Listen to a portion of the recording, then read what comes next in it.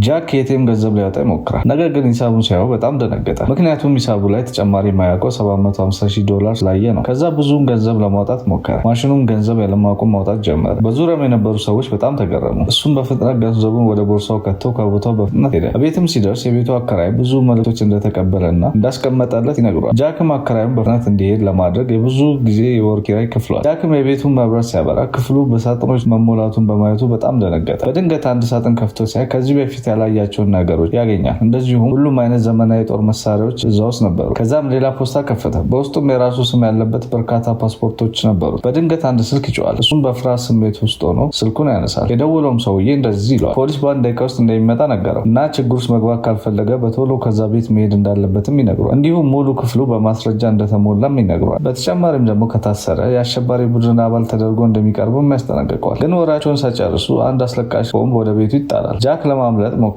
ነገር ግን በሩ በፖሊሶች ተከቦ ስለነበር ማምለጥ አልቻለም። ፖሊሶቹም በፍጥነት በቁጥጥር ስር አዋሉት። ጃክም ወደ ጸረ ሽብርተኝነት ምርመራ ክፍል ተወሰደ። እሱ ግን ምንም እንደማያውቅና ቤት ውስጥም ያሉት ነገሮች የእሱ እንዳልሆኑ እና ከየት እንደመጡ እንደማያውቅም ለፖሊሶቹ ነገራቸው። ግን ፖሊሶቹ እሱን አልጠረጠሩት። እሱ ንጹህ መሆኑን ሙሉ ለሙሉ እርግጠኞች ነበሩ፣ ምክንያቱም ስለሱ በደንብ አጣርተው ስለነበር። ነገር ግን እነሱ ሁሉም ነገር ከወንድሙ ጋር እንደሚገናኝ ጠርጥረው ነበር። ግን ጃክ ከወንድሙ ጋር ለዓመታት እንዳላወራና ትናንት ወንድሙን እንደቀበረ ይነግራቸዋል። በዚህ ጊዜ ፖሊሶቹ በጣም ይናደዱበታል።